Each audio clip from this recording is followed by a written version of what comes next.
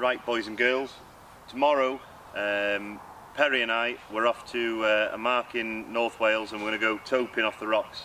So in preparation for that, he can't be here this evening, he's not feeling very well, so we'll get on without him, but hopefully it'll be better for tomorrow.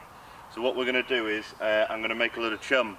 I've got a trolley full of mackerel that I've managed to source. I've been lucky enough to get some off Jensen, charters, based out of Real. Tony, the skipper there, very kindly looked after me, and some pals of mine have also had a whip round and managed to empty their freezers of some mackerel for me. So to get started, I'll run through what I'm using. I've got 4 empty drums or tubs with lids. It's quite important they've got lids. I've got a drill, a Makita drill with a whisk on it, and that's going to help in the gorilla tub to whisk all these mackerel up into chum. I've got bran that you use for horses. This is a horsey one, but I give it to my dogs in their food. So I've got bran, got pilchard oil, not a huge amount, but hopefully it'll be enough. And that was very kindly supplied by Hazel at Hooker's Baits. She looked after me, and that's very kind of her. Perry's also made a spod for tomorrow. This will probably hold about 8 to 10 ounces when it's full. So I'll put that on one of my big beach casters with an egg beater, and we'll go at that. That should send it out. And all we're going to do is, once we've made this all this mulch, all we're going to do is we're just going to blast it out to as far as we can cast with the baits, obviously, and no further. And on ebbing tide we're just going to keep feeding it and feeding it and feeding it. We're looking at fishing about 5 hours tomorrow. So yeah, all I've got is a big gorilla tub over here, which I'm going to mix it all in, and then I'll keep about 20 of the best small mackerel, the joeys, and we'll use them for hook baits, and we'll run through rigs and baits and things tomorrow. So I've just started putting some mackerel into this drum. These are some out of a friend's freezer that he's had in there since last summer, so they're no good for anything. So I'm just going to literally just get them all mashed up, but just keep emptying them all in.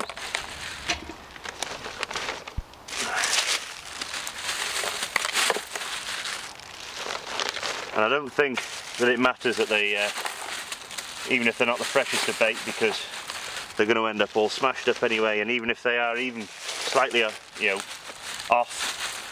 I would have thought that'll help. But we'll see. Tomorrow will tell. So keep emptying all these in.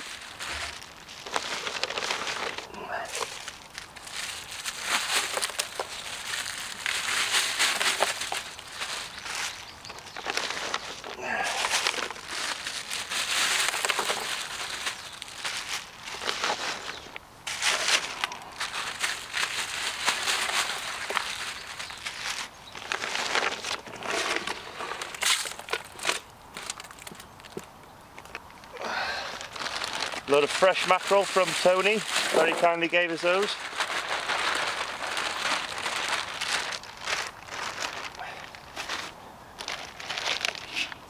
Oh, there's a load more. Right. That is a big bucket full of mackerel. So I'll pull out what I think a perfect bait size, this sort of size, these little joeys. And I'll probably freeze these down just tonight for tomorrow so that they're absolutely cock on, and then we'll go from there, just in case they start to turn tonight. But yeah, so I'll pull through some of these better looking ones and we'll go from there. I'm looking for something that's about 8 to 9 inches long, that by the time we take the tail off it'll cast really well on a big rig. So, because if they're too big, especially when you're using a pulley, they outweigh the weight. We'll be fishing 7-ounce weights anyway, but they'll outweigh the weight, and the pulley won't work when you're casting.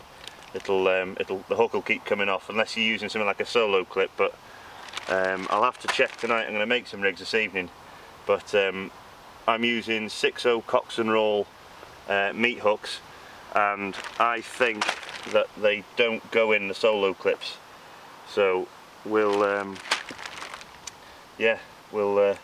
see later on. But so I'm just picking out these lovely fresh little small mackerel out the top. That's a beauty. Problem is, if you go too small, I know for a fact that we're going to get plagued by dogfish tomorrow, but we'll just have to keep going, and hopefully something will sit there long enough that the dogs will either not see it, or Mr. Tope will come along first and grab it. So that is the idea. We'll just pull out some more of these. It's another lovely sized mackerel. So, and I don't want to wash any of these. I know they're a bit slimy, these ones that I'm taking out now, but I'm hoping this scent will help them tomorrow. Just anything that we can do to, you know, to keep the more scent on the bait is the better.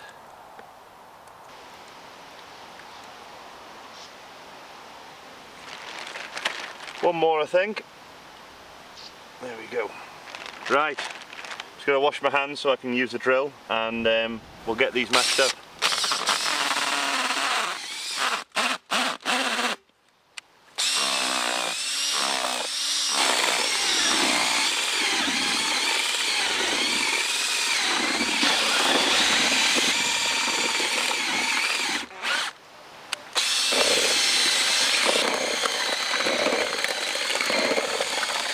Right then guys, it's that time. I think we've got it pretty good now, so what I'm going to do is I'm going to just clean this whisk off, get the bran and the pilchard oil, we'll get it all put in, and then we'll keep going.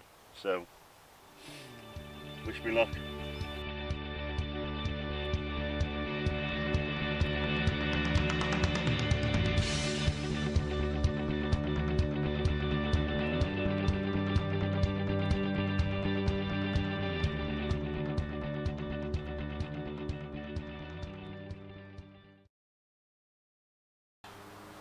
It's done, ready for tomorrow. I've got 4 big trays and it went in absolutely perfectly. I've got none left over. I've got a bit of a time cleaning up now and getting it all off my legs. It's disgusting, but I've got 2 big containers, probably weighing between 12 and 15 kilos, and then these small ones, there's got to be 8 or 10 kilos in those. So we've got hopefully plenty to go at, and we'll get all this in the fridge, and tomorrow. Right then, ladies and gents, we've come to a mark in North Wales, and we're going to be trying for tope as well as other things, but we've just chucked the rods out and ratchets are set, so we're good to go. What do you reckon, Perry? Yeah, we got some spod mix made up with blended mackerel, bit of pilchard oil, and what else have we put in it, James? Bran. And bran. And we've got 4 big tubs of this.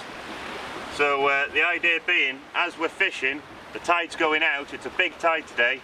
So as the tide's going out, what we're going to do is just keep putting it out and just try and create a bit of a feed slick trail, if you like, and just hopefully these fish will feed straight up onto the baits. So that's the idea anyway. Bit of a ground bait. Yeah, I mean, you know, we're trying everything. So, you know, no excuses really. If the fish are there, we should get into something. But I mean, I know we're going to get played by dogs, and maybe even a huss or 2, but hopefully Mr. Tope will be there. But so we're just fishing now, and I'll run through some of the baits that we'll be using and the rigs. And Perry, Perry's fishing for pollock because it's quite rough ground close in. Pollock and wrasse. Pollock and wrasse. Got a little pulley dropper on, load of bling, really nice ragworm we picked up this morning locally. We'll give that a go, possibly even flick a float out, see if we can catch something small on that as well. I'm just going to get some of this chum that we've got, and it's quite dry, so I can make it into like big snowballs. I'm just going to throw a load out. We've got the rods fishing just out here, and hopefully the ebbing tide is going to take it with it. So I'll get out here and I'll throw some of this out now.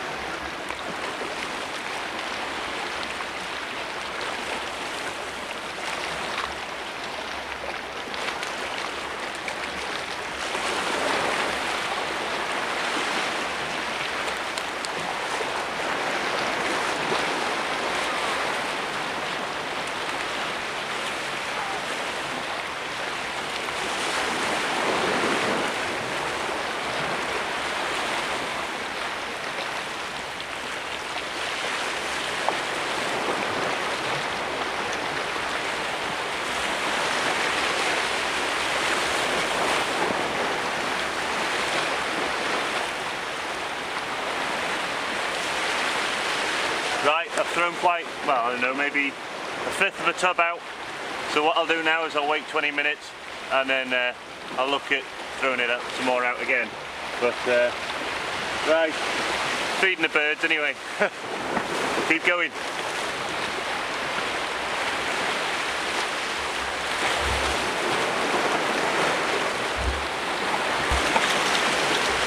Just had this little pollock on a float rod. Some really good fun. Took me round a little bit. I thought it was a fish maybe 3 times the size for the way it fought. But I mean, really good fun, these things on something like a little light carp rod with a little float. We're getting back now to catch some more. Brilliant. Right then guys, I'm just going to run through a quick bait up with you, and I'll run through the rig that I'm using as well. So we'll go through that now.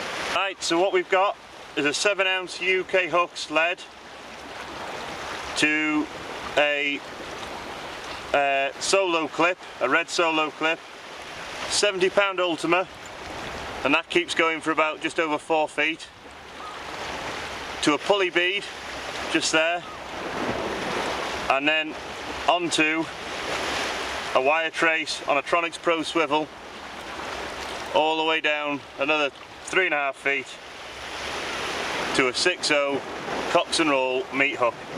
And all I'm going to do is get your joey, put the hook just behind the gills, through the top of the head, and bring it straight out between, just behind his eyes. Just like that.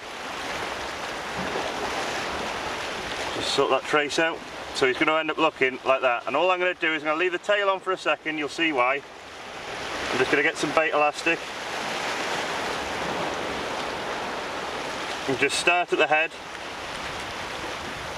and run all the way down.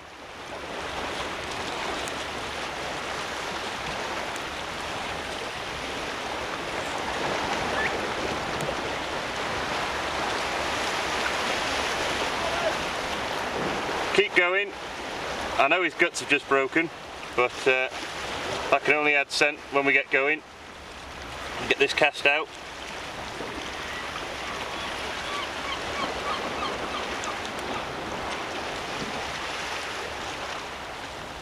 Right, just keep it going round and round and round.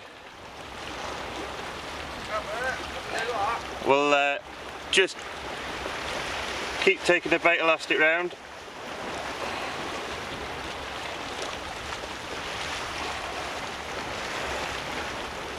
And then tie it off. And all you want to do, last thing you do, is just chop his tail off, just to stop him from spinning when he's in mid-flight. And that's him there. Right, we'll get this cast out and then we'll go from there.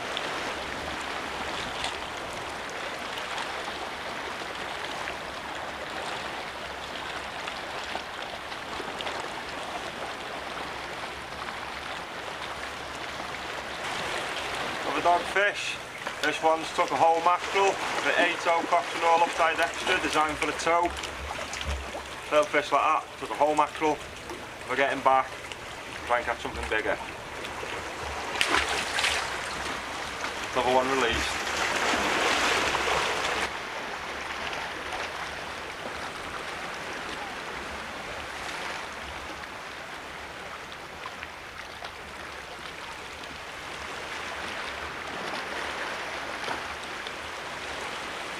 Right then folks, just had a pair of dogs,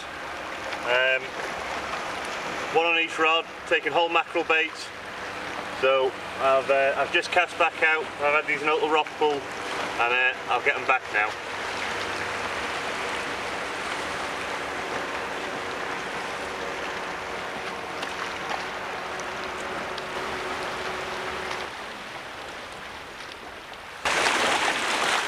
There you go guys, let's call this little dogfish, up and over rig, baited with ragworm. Probably all of about 6 ounces. We're getting back now, got a nice little gully here next front of us. There he goes. Brilliant. I've just missed a good run off a fish. I was spinning away with some feathers, and I've only gone and missed a bite. Bit of an idiot's trick really, so we'll make the same mistake twice, cast back out, and fingers crossed he turns up for round 2. I'm just going to put some more chum out now, and we'll go from there.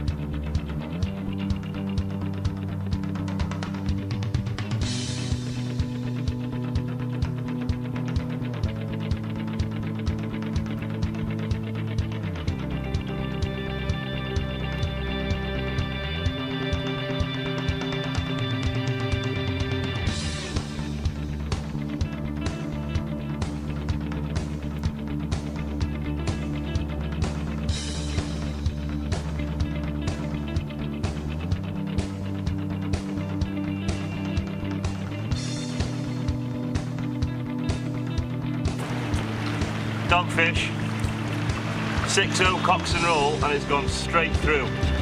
No messing about, straight in there. So just get that out. There he is, little dog. We'll get him back.